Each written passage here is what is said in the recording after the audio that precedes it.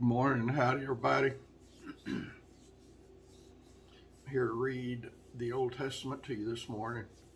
I just got slapped on my hand by Callie, and it hurts. She got the sharpest claws of any cat. Well, I think she's the only cat that ever slapped me, and she slapped me because she was laying in the chair next to me like she always does, and I leaned over and scratched her with my hand. There she goes again. Scratched her with my hand, and when I was pulling my hand back, she reached up there and slapped it, and that sucker hurts. It hurts every time she does it. She's not mad at me. Maybe she doesn't want me to stop. I don't know. Anyway, let me get started here. And I'm going to read marathon style today, not with a lot of that. And I'm probably going to read more than most of y'all want to read in a day, but you can read what you want to read today and save the rest for dessert. Come back and eat it whenever you want to. It's all good stuff, y'all. I'm really anxious to get God's holy word read to you. I know we got a whole year to do it, but I got other stuff I want to do also, other stuff I need to do. So I'm going to give you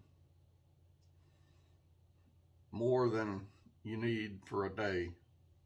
I don't remember what the numbers was now, but when I started this back in January and December, when I was planning and thinking about it, I figured out how many chapters I need to read each day for 365 days.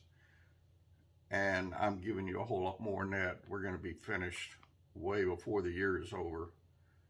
And I don't know if that's what you want or not, but that's what I want. And it's messing up all kind of schedules for me. So I just want to get it done and get it over with. And I think I have already read through this book entirely myself. But I know y'all don't want it crammed down you that fast, and so I'm not giving it to y'all like I give it to myself. But I've got a whole lot more I need to read also. And in here, I pick different topics and study those topics intensely. Holy Spirit gives me different topics, and I study those topics intensely. I just love living in God's holy word. And I love living in my garden too. And someday, I pray it gets warm enough for me to work in it again. I miss it. I love gardening. I had a lot of gardens and big gardens back in Texas. And I miss that. I couldn't do that anymore. That's one of the main reasons I sold the place, because it had got to where it was messing with my mind that I couldn't keep all those gardens up the way I used to, and to keep that whole farm looking like a park.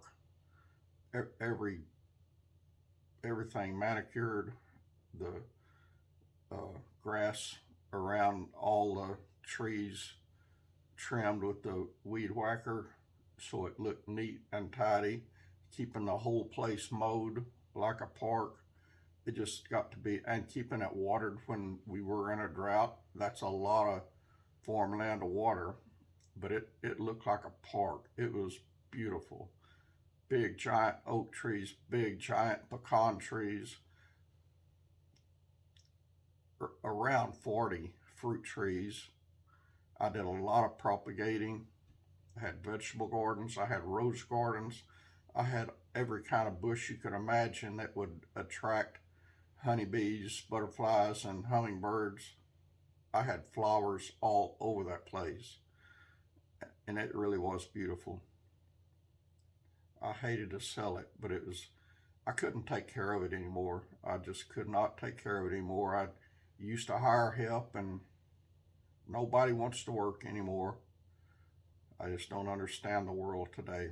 But anyway, I've got one, two, three, four, five tiny gardens here that I started last year, and not enough to produce to have a freezer. I would like to have a freezer. I had a big upright freezer and a big chest freezer back in Texas. And when they got full, and when I had 24 or so cases of uh, vegetables and fruits home canned, that I home canned, 24 cases, that's 24 times 12, that's 288 jars, I think. And I had from half-gallon jars down to half-pint jars, mostly pints and quarts. But I canned from half pints up to half-gallon, and did a lot of dehydrating herbs and so forth, and fruits, dehydrate fruit, and dehydrated bananas was one of my favorites, and just all kind of stuff. I love that place. And I bought it. Well, I just bought bare land that had weeds 5 or 6 feet tall, 2 meters tall for y'all over across the ponds. It was a mess when I bought it. It was a foreclosure when I bought it. I got it cheap. I think this has turned into a Stan rant video. I'm sorry, y'all. You get a bonus today. I guess this is another bonus video. But anyway, since I've gone that far, I'll just keep talking. I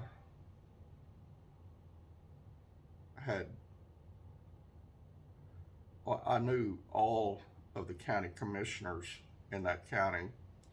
3 of them were very close friends of mine. Matter of fact, one of them, he and his wife, since I had no family, every Thanksgiving, he and his wife would have me over to their house for Thanksgiving, and his family became like my family. Oh, now I'm having heart pains. I got every kind of pain you can imagine. And I got heart problems too. I got a valve on my heart that's not open and closing the way it's supposed to. But anyway, they'd have us over for Thanksgiving, or have me over. Well, had me and my ex-wife, my last ex-wife, over for Thanksgiving every year until she and I got divorced, and then they didn't have her over anymore. I don't think they ever liked her. Not a lot of people liked her. She was from Ukraine, and I liked her. I loved her. And she and I still talk. She has gone back to Ukraine, and she owns the house. She inherited the house next door to her mom. Her grandparents owned it, built it, and her mom and her dad lived next door, and her dad flew the coop and moved to Russia or somewhere out of the country of Ukraine, and it was her and her mom left. She's an only child, and she can't get along with anybody. I mean, she doesn't even get along with her mom. That's why she left Ukraine, was to get away from her mom. Her mom is a precious woman. I've been there to their house 4 times when we were married, and her mom is a precious woman.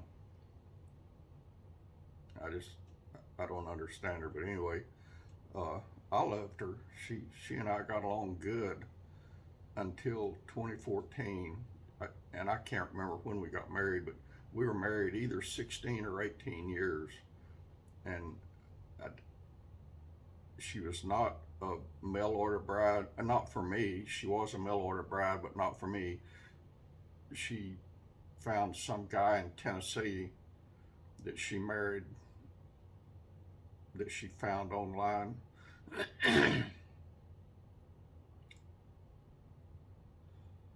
Anyway, that marriage lasted less than a year.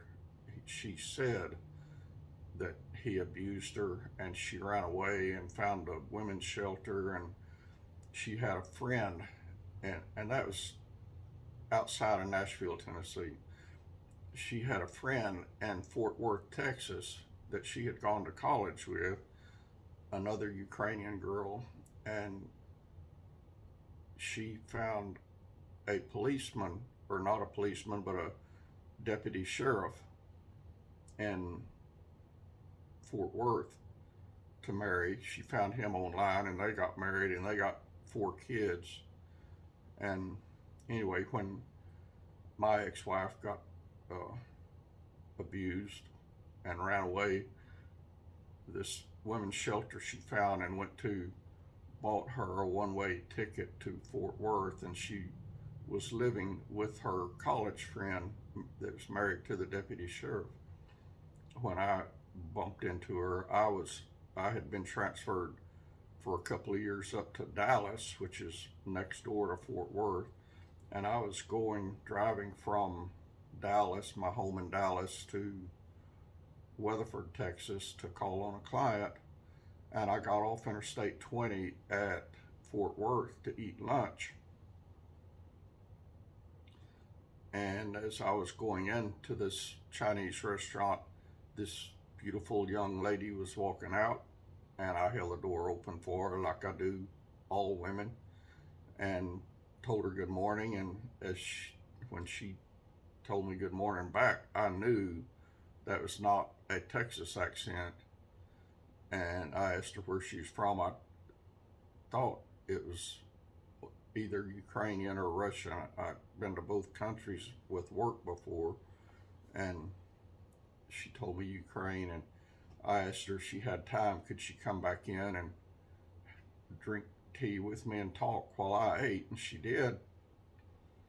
And that was on a Tuesday, and I had to get on to Weatherford to call on my client, so I got her phone number and told her I'd call her, and I went on down the highway to Weatherford, and that, like I said, that was on Tuesday. And I don't remember if it was that night after I got back home or the next morning before I took off to wherever I took off to the next day.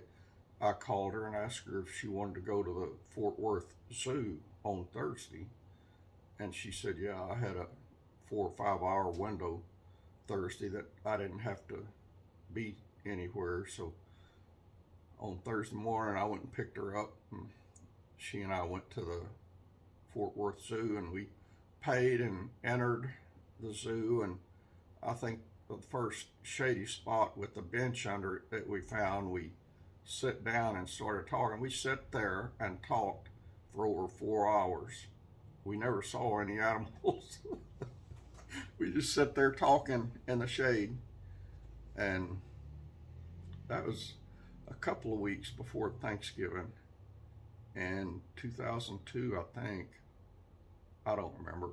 Anyway, I invited her over for Thanksgiving, and she came. I had a nice apartment, and it was a very nice apartment. She was impressed with all of that, and she wanted to move in with me, and I said no. I said, we got to get married. I was a new Christian, and I was trying to do stuff right, and so we got married. Just like that, bam, had a justice of the peace marry us. And we were married, I can't remember. I can't remember. Anyway, it was a long time. It was my second longest marriage. And she and I are still good friends. But there's a bunch of stuff happened, and we're not married anymore. But she liked working in the yard, and she did a lot of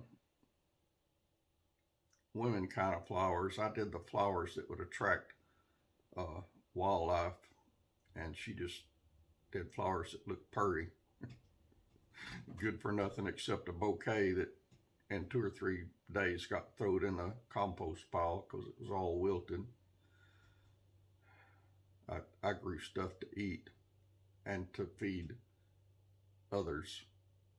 Had squirrels, a lot of squirrels, and I would buy either 100, 150, or 200 pounds of corn every month to feed the deer and the squirrels and uh, raccoons, and then wild hogs started showing up. I had a lot of wild hogs there, and Tatiana would go out there with corn in her hand and go right up to the pigs. And after a while, they would come up to her and eat right out of her hand. I always kept a pistol at my side. You know, if one of them ever came after her, he'd have been bacon. It never happened. One of them got me. I was walking, me and my little weenie dog was going for a walk one day. We'd walk usually a mile each day. And we were about 2/3 of the way down the road. And I had a 45 on my waist at that time, 45 caliber handgun. And I don't know where this pig came from. I didn't see it coming. It just, bam, was there right behind me. And at first he started nipping at my ankles. And I had my boots on, my work boots, and he couldn't nip through it, but it was pinching me and it hurt. And I kept shooing the pig away, and he wouldn't go away. And then he got right behind my knee. I had blue jeans on. He got right behind my knee and bit. And that hurt. And he tore the jeans, and he bit into my leg, and my jeans was almost instantly covered with blood. And then he bit me 2 or 3 more times. And so I got that pistol. I didn't want to shoot the pig because I was way down the road, and I'd have to go back and get my pickup and somehow get that 200 or 300 pound pig loaded in the back of my pickup, and then take him home and butcher him or do whatever. And I couldn't lift him by myself, and there's nobody.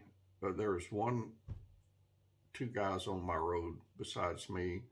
One of them was old and in very bad health, and he could barely get from his bed to the bathroom, and from the bathroom to the living room, where he sat all day watching TV until it's bedtime at night. He never went outside except when he had a doctor's appointment and somebody had to take him for that.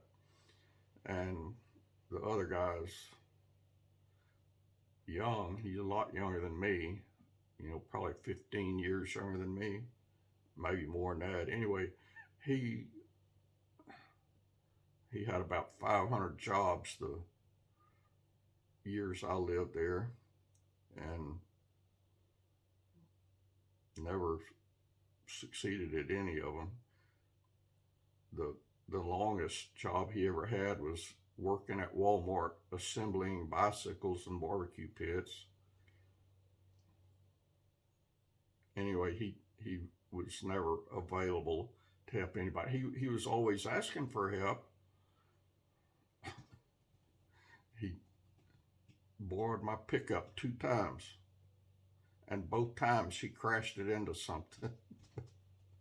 Until a couple of months ago, when I had that hit and run driver bash into the back of it here. The only dents it had in it was put in there by the neighbor that I loaned it to. But anyway, I guess that's enough ranting for today. I did hire a couple of young guys. I can't even remember their name. One of them's name was Austin. And he and his mom his mom and his dad were divorced. And he'd been living with his mom for a long time. His mom remarried and lived about a mile from where I lived. And he was a teenager, probably 16, 17 years old. He wanted some work, so he did a lot of work helping me for a while. And then for some reason, he took off and went to North Texas to live with his dad, and I never saw him again. He and I are friends on Facebook, and I still talk to him there occasionally, but I lost my helper, and the other one worked for a couple of years. I can't remember his name. He was a good worker. But anyway, he joined the Navy, and I never saw him again. He and I are friends on Facebook too, but I don't ever talk to him. And then there's another one, Joshua. Same thing. He worked for me until he joined I don't remember if he joined the Army or the Navy. And he and I still talk occasionally on Facebook. I had 3 or 4 preacher friends and Joshua that I would cook breakfast for once a week. And we just sit out there and either read the Bible together or talk about the Bible, different things in the Bible together, and drink coffee and have breakfast together. Did that a lot. And I did that for deputies also. The sheriff of the county is my best friend, has been my best friend for a long time. And I told him to let his deputies know, the ones that works out in my area, that anytime they wanted breakfast or water to drink or coffee to drink or anything, to stop by. And I had a lot of deputies. I met a lot of deputies that way. Had them out there and would sometime cook breakfast for them and sometime just give them something to drink and be on their way. But I had a lot of deputy friends out there. But the sheriff has been my best friend for a long time. He and his wife are precious people. He was in law enforcement for 54 years. When he started, he was working for a city police department down there on the Gulf Coast, and his mom owned a little breakfast cafe, and his dad owned some kind of restaurant.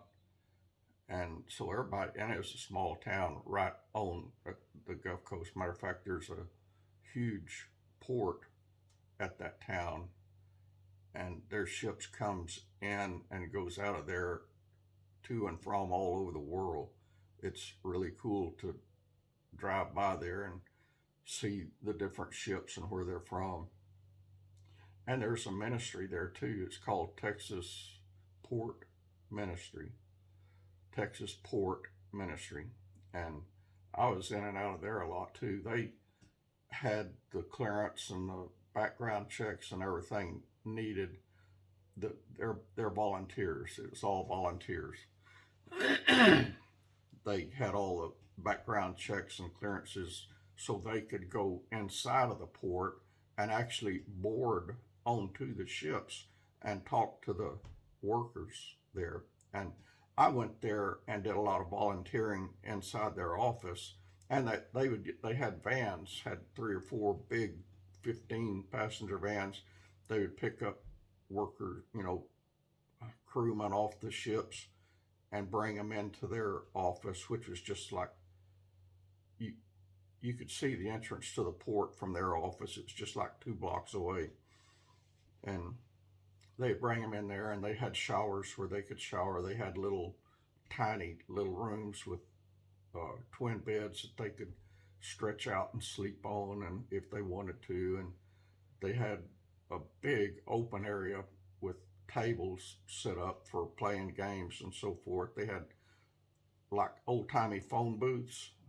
They had rooms that looked like that, a whole wall full of them, probably 10 or 12 or 15 little tiny rooms with computers and phone connections where they could call their family wherever in the world they were, or they could use the computers and send emails or do the Skype or whatever. And it was a neat ministry. And they had Bibles in just about every language to give out to the people. And it was a good ministry.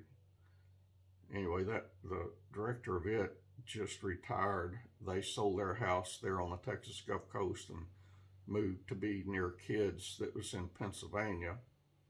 And the sheriff that was my best friend, still is my best friend, he and his wife sold their house just before I sold mine and bought a new house up in Houston. He retired. That his position was an elected position. The voters had to vote on who was sheriff. And oh, what I started to tell you, when he started as sheriff, I mean, as police officer in that tiny town that he grew up in, everybody, it was a small town. It's still a small town, but it's probably 5,000 or 6,000 now. Back when he was a kid, it was a whole lot smaller. And he's 3 years older than me, so he's 74 now, and he just retired in 2020. His term expired and he didn't run for re-election. He retired, but he was in law enforcement 54 years. That's a long time. But when he started, he was 17 or 18 years old. He was too young to carry a pistol.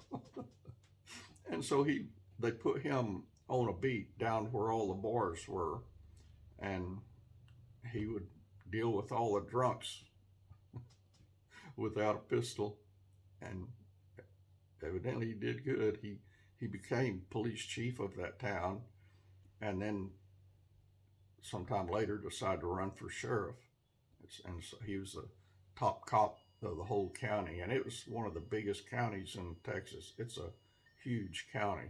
Just it abuts Harris County, which is where Houston is, and Galveston County on the right, and Fort Bend County on the northwest side, and Matagorda County on the west side.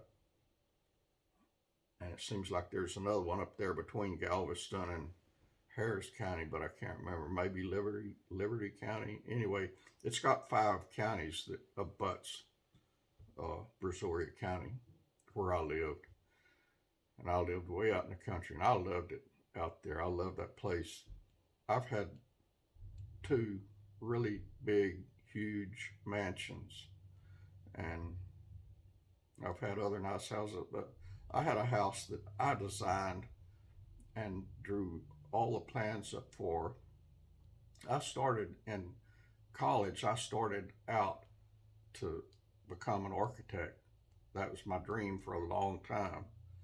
And somewhere first or second year, I decided to change that to a mechanical engineer, and I'm glad I did. But I had enough architecture experience that I drew the plans for my own house, and it was when I was with my first wife, and had that house built, and it was a beautiful house. It was not a cookie cutter house in that subdivision like all the others was, and everybody, there was probably 20 people as that house was being built, wanted to buy that house. And the owner of that new subdivision being built said that's a personalized house, or whatever you call it, not one of the cookie cutter houses. And so I had it, and I made a lot of money. I just kept it like 3 or 4 years, and then we moved to Houston and bought a mansion. I made a lot of money on that house. Everybody wanted that house that I designed. And so when I put it up for sale, I made a ton of money on it. Moved to Houston and bought a mansion. I mean, it was a mansion. It's just my wife and I, no kids, and had rooms upstairs that we never even went in except when we looked at it when we were thinking about buying it. And then I don't remember how many square feet it was. It was like 5,000 square feet or something. Just a totally ridiculous house for 2 people. And then we sold it. We had it maybe 2 years, and we sold it and bought a bigger one a little bit close. I worked in downtown Houston at that time. Bought a huge one. It was like 11 or 12,000 square feet. We used like 3 rooms. We never had parties or anything. It was cuckoo in the head. I used to spend money like crazy. I used to make a lot of money. And then we started downsizing because it was too much. And now this is the smallest house I ever lived in. But I love this house. I really love this house. This house suits me perfectly. I just wish I could take it with me wherever I go to next. And I've got a pretty good idea of where I'm going. And it ain't nowhere around cold weather, I guarantee you that. Looking at property there online, because it's way too far to drive to or fly to right now anyway. It's like a 25-hour flight. That's how far it is. Of course, there's a layover in there. You fly 15 hours. No, you fly 7 hours, and then you have a long layover, and then you've got a 15-hour flight after that to get to where I'm thinking about moving to.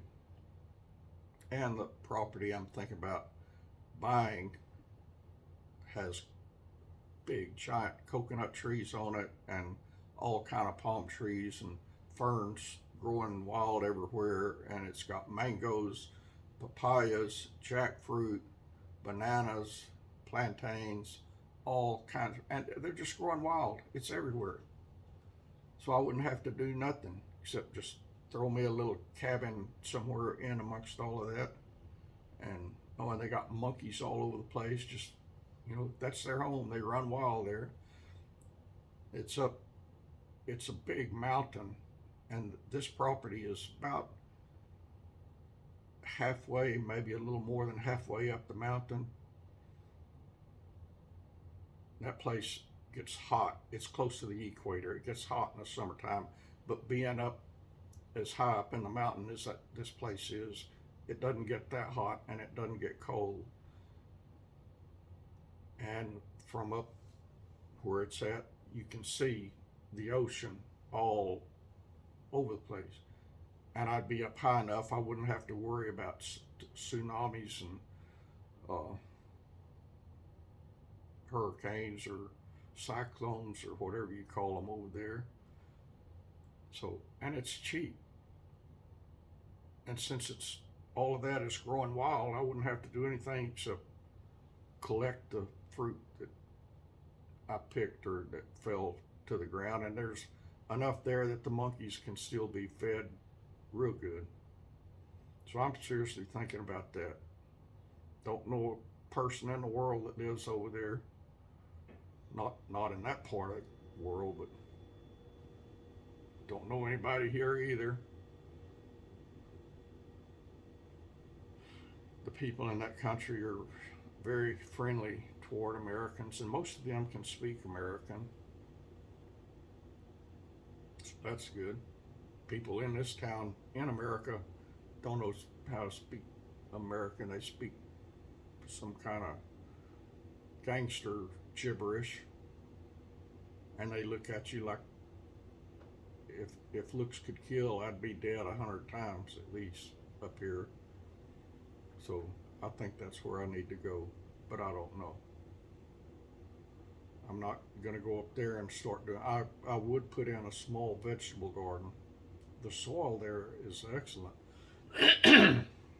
It's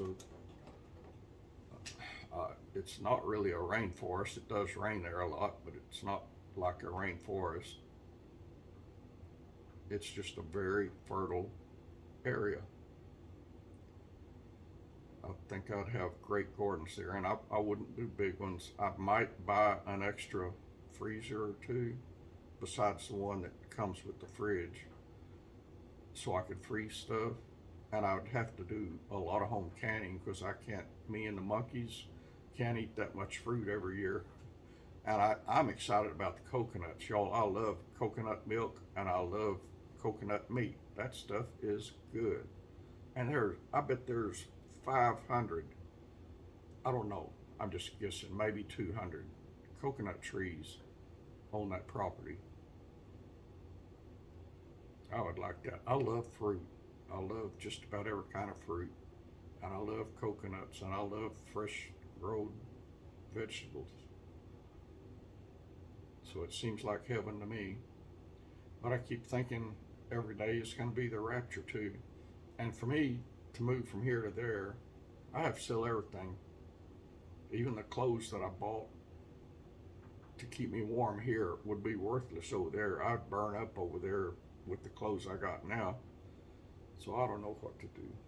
And I don't know about my truck. I would want my truck there. I would need my truck for doing the farming and the fruits left over. I could either sit up at the farmer's market, and they got farmer's markets all over the place there, and sell them. But I'd rather give them away to people that needed them. That's what I did in Texas. I gave away a lot of fruit and almost all my pecans, and that's when pecans was selling for $11.95 a pound. I gave them away, thousands of pounds of them, and so I don't know what to do. I would love to do that. I love agriculture. I love nature, and being out away from city lights and city noises and people, you can really grow a very close relationship with God. It would be like me and God in the Garden of Eden without all that sin. And I really am excited about that, and I really want to do it. But there's so much to do, and I have so much pain, and I'm so crippled up. And I just don't know what to do.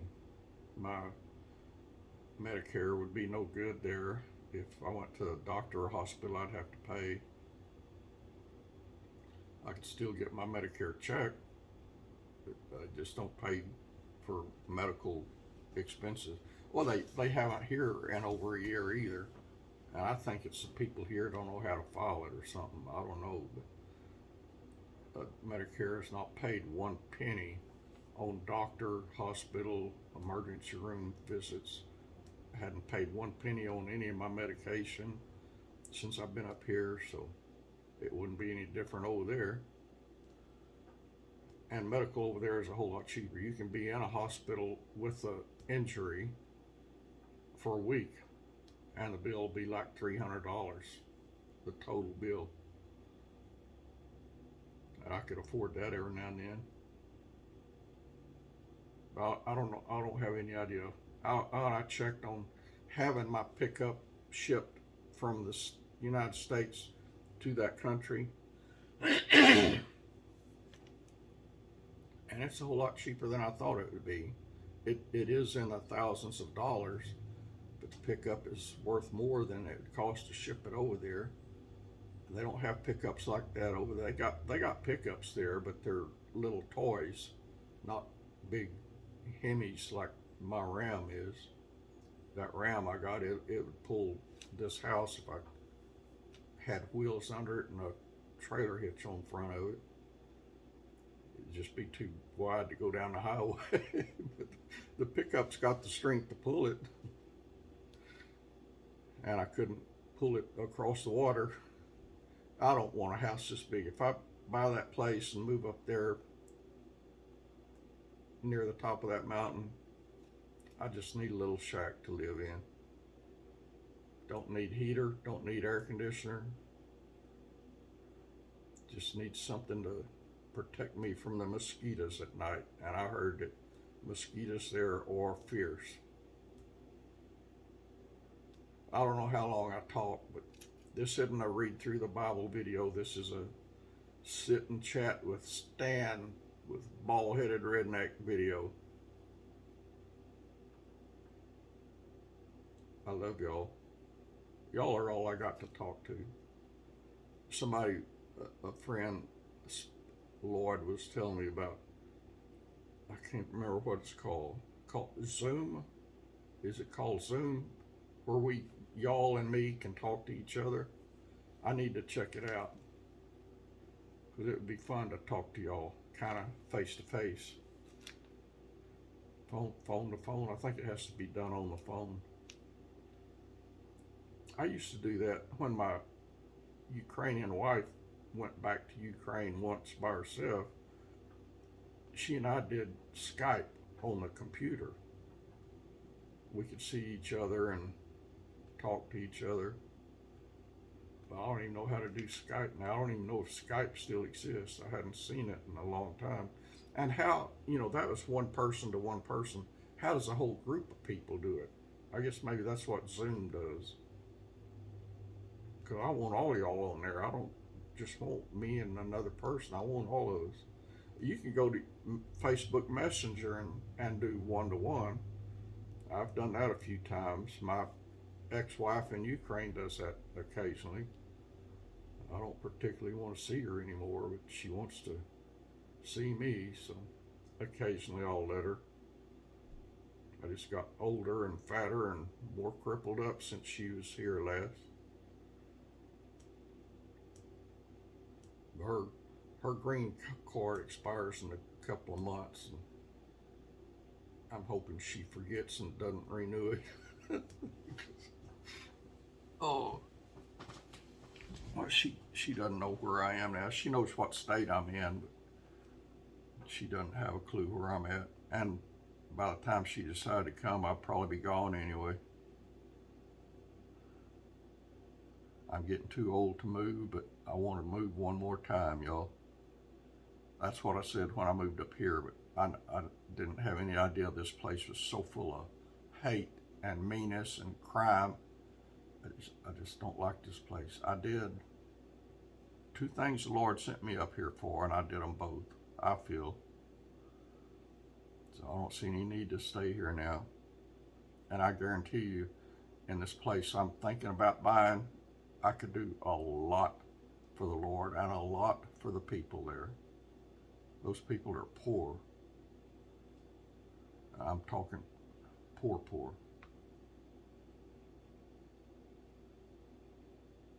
I won't elaborate anymore. I think I'm done for now. There's a lot I would love to tell you about them, but I think that's enough for now. And this video is 43 minutes, so I reckon I better wrap it up and pick up the Bible and do another one. The one I should have done. I love y'all. I'll talk to y'all later. God bless you, friends.